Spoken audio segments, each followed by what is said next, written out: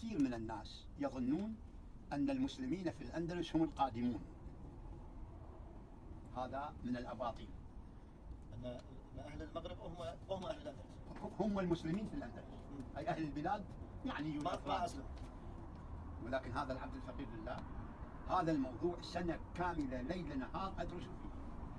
طبعا جردت، إذا أقول جردت أكبر من القراءة، جردت جميع الكتب الأندلسية من جديد، خاصة كتب الأعلام، طبعا كلها بالمصادر. لكن كيف نعرف؟ فقط لأن باقي في آخر اسمه في اللقب ما يدل على ذلك. مثلا ينتهي ابن الرومية، ابن القوطية، ابن برهيل مثلا، وهكذا ابن فيليب مثلا، يوليان. وهنا مسألة مهمة. يوليان تعرفون كان حاكم سبتة من قبل القوط. جميع حملات الفتح عبرت إلى الأندلس من سبتة، وسبتة لم تفتح. علامة استفهام جدا كبيرة. ليه كيف؟ خلاص اتركها، تجيب على الاستفهام، نترك هذا.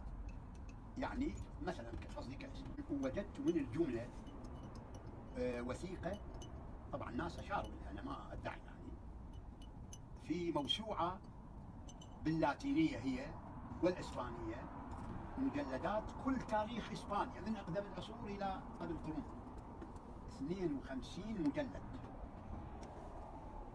في المجلد 11 لمن يريد وثيقة باللاتينية كتبها بالقرن الثالث الهجري، أحد القسس، يبكي فيها طبعا مش إلا بالدموع، لا يعرف ماذا يصنعون لأن النصارى أفواجا دخلوا الإسلام. طيب ماذا يصنع؟ ومن لم يدخل الإسلام في الظاهر على الأقل هجر كل شيء من النصرانية، وكان يعيش حياة إسلامية في حياته، لكن ما عرف.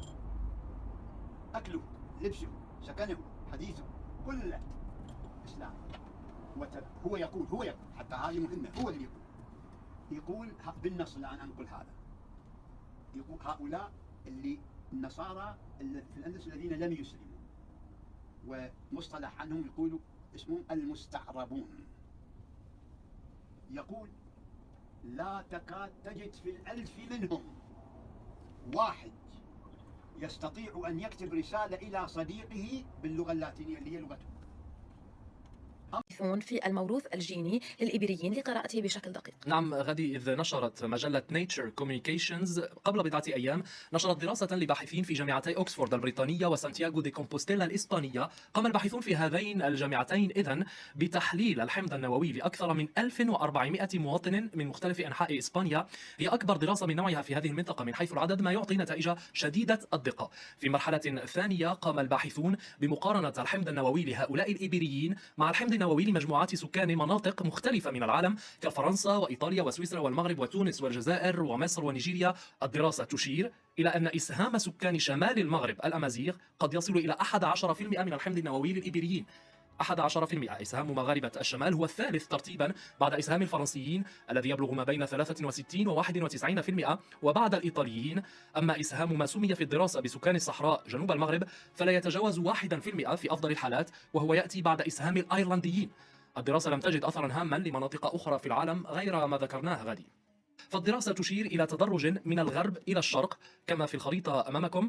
كلما كان اللون فاتحا كلما كان إسهام المغاربة أكبر. أثر جينات المغاربة شبه منعدم مثلا في منطقة الباسك، بينما هو حاضر بشكل هام في البرتغال وفي منطقة غاليسيا شمال غرب إسبانيا. وهنا المفاجأة غادي، إذ يقول الباحثون إن المناطق القريبة من شمال إفريقيا أي منطقة الأندلس ليست الأكثر امتزاجا بأجداد مغاربة، بل غاليسيا في الشمال الغربي التي لم تكن أبدا تحت الحكم الإسلامي، مع العلم أنه حتى المستوطنات الأمازيغ في هذه المنطقة تم هجرها باكرا قبل عام 741 ميلادي.